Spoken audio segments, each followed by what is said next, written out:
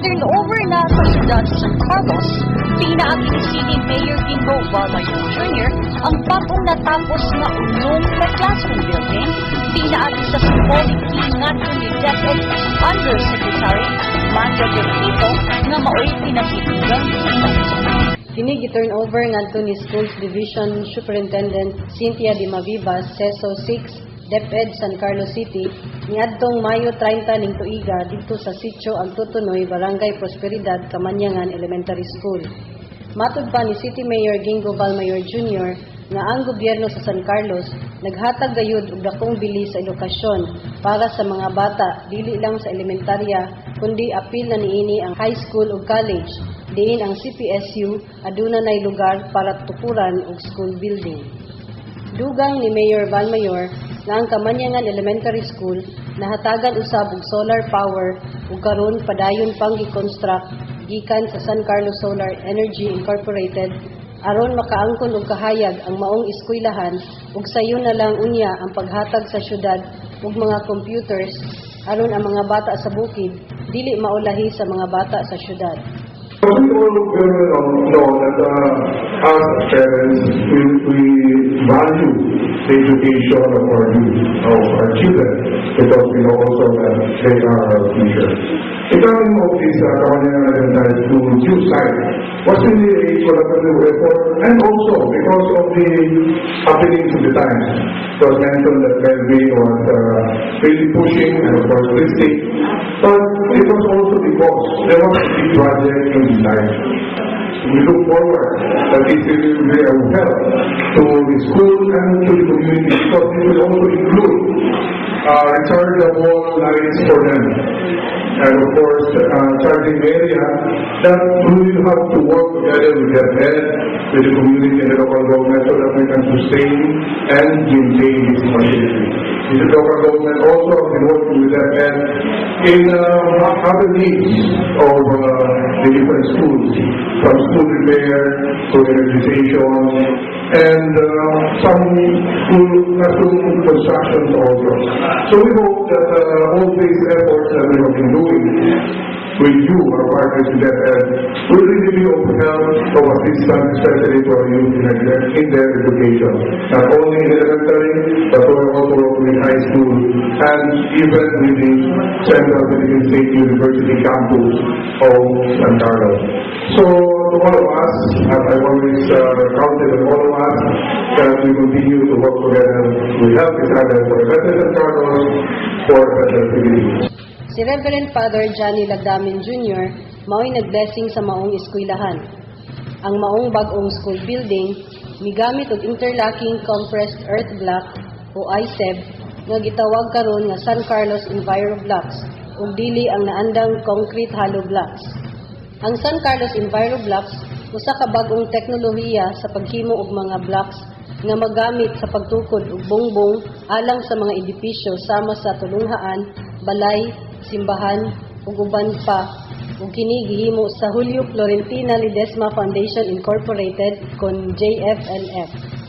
Kining bag-ong teknolohiya usa ka programa nga gitambayayungan sa gobyerno sa San Carlos ug sa JF Ledesma Foundation alang sa paghimo og ICEB blocks classroom building. Sa sulod sa tulo ka tuig, 8 ka duplex building nga mototal og 16 ka classrooms ang himuon para sa mga tulunghaan sa bukid nga kulang og classrooms. Si DepEd Undersecretary Mario Diriquito nagpasalamaton sa mga opisyales sa siyudad sa San Carlos sa suporta nga gihatag sa DepEd ug kini mao'y tubag sa mga kakulangan sa mga classroom building tungod sa K-12 program ug sa disaster ug mao'y hinungdan nga nakinahanglan ta og daghan pang mga classroom buildings. Thank you all for inviting me. This is my very first time to visit San Carlos City. And I'm glad to be here on this very happy occasion of the blessing and turnover of 6 brand new classrooms to this upland community, this barangay. I'm sure that this will benefit our learners, and I'm sure that the enrollment will increase now that we have better facilities. So on behalf of Secretary Brother Armin Luistro and the Department of Education, I'd like to thank again the local government and the Ledesma Foundation and other partners and stakeholders for this very novel project. The Department of Education over the past years has been focused on addressing the resource shortages in our public schools. And among the areas where there were shortages was the classroom. We still need to address the increasing needs because of incremental increases in enrollment, because of the natural wear and tear, because of the implementation of K-12, which will require more classrooms, because of the expected increase in enrollment because of two years of additional high school or senior high school, and of course the effect of natural disasters. Matud pa ni SP member Oring Mascuniana, ang chairman sa Committee on Education, nga ang Kamanyangan Elementary School didto kini nahimutang sa Barangay Rizal tungod sa kabakilid ug kalisod sa dalan, peligroso kini sa landslide ug delikado sa mga bata ug sa mga magtutudlo sa pagtanga sa maong eskwelahan. Ug maoy hinungdan nga nakahukom ang syudad sa San Carlos nga ibalhin ang Kamanyangan Elementary School didto sa Sitio Agtotonoy, sakop sa Barangay Prosperidad. Before, Kamanyangan was in In the lower part. in the lower part of the but it was really very dangerous. The roadway going to the school. Milton was very much responsible in the transfer because he was first the head teacher of Kamanyangan Elementary School. So many times he came to me bringing pictures of mga magistra niya na natakas na nakagusto, katong mga magistra niya na nagtapyo. So, he brought to me all those pictures katong the back of the building, tanan-tanan, almost sliding. Sometimes I get irritated.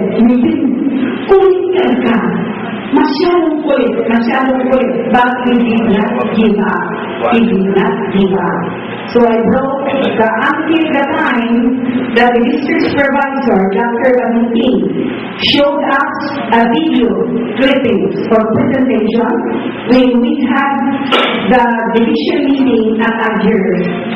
He showed us, and then that was the time that we went to the mayor. Pero si mayor na kopya ako mga pictures ni Melvin and told the mayor the necessity of transferring the school. And it so happened that this son was made available by the city government of San Carlos, Sitio Agtotonoy. Before mo may Agtotonoy, tumoy na yung tumoy. So, but then, look at it. This is a very tangible proof of the partnership between the public and the private entities. The local government and the Department of Education and the GM Ledesma, who is responsible. Matod pa usab ni Antonio Pastrana nga mao'y naghatag sa yuta para sa bagong eskwelahan nga sa una iyang nakita ang pag-antos sa mga bata kung unsa kalayo ug kalisod ang dalan nga baktason sa mga bata kung sila moeskwela sa Kamanyangan Elementary School. Ug mao kini ang rason nga iyang gidunar ang yuta nga may kadak-on nga 1.5 hektarya tungod ug alang sa kaayuhan sa edukasyon.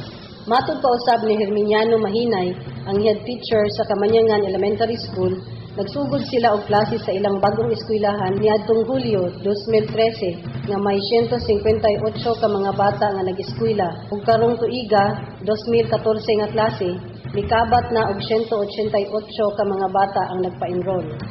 Dugang pa ni Mahinay nga bisan pa og mukabat sa 4.5 kilometers ang kalayon gikan sa National Highway padulong sa ilang bagong eskwelahan sa Agtotonoy, apan ang nakalindot niini kay makaagi na ang mga sakyanan apil na ang mga dagko nga mga sakyanan.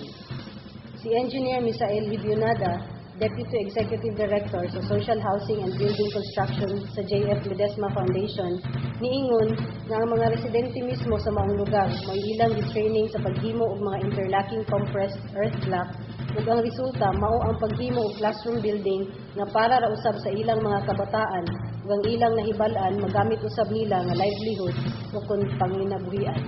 Dugang pa ni Hibinada, gawas sa Agtutunoy, ang Quezon Elementary School may 4 na ka classroom building ang nahuman ug laing 2 ka classroom building ang padayon pang gipanday. Diin 6 ka classroom tanan ang alang sa Quezon Elementary School. 2 ka classroom building sa Binone Elementary School, Barangay Nataban ang nahuman ug napahimusla na sa pagkakaron.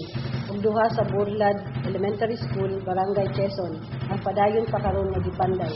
Ang project na to ani kay this is more on a technical training utilizing the San Carlos Enviro block, which is what we call as interlocking compressed earth block. And then out of this training, the output will be the construction of the school building. And then right now we have this school, which is 6 classroom completed na building, and then we have in Quezon 4 classroom, and then we have Binoni Nataban 2 classrooms, and then we have ongoing 2 for Borlad and another 2 for Barangay Quezon Elementary School. Mitambong usab sa maong okasyon, mao sila si SP Member Vicky Cabili, Assistant Schools Division Superintendent Arlene Bermejo sa DepEd San Carlos, Dr. Maria Cristina Bahinting, DepEd Supervisor, punong Barangay Militon Unabia sa Barangay Prosperidad, mga school principals ug mga head teachers sa mga nagkalain-laing district ang mitambong usab sa blessing sa bag-ong eskwelahan.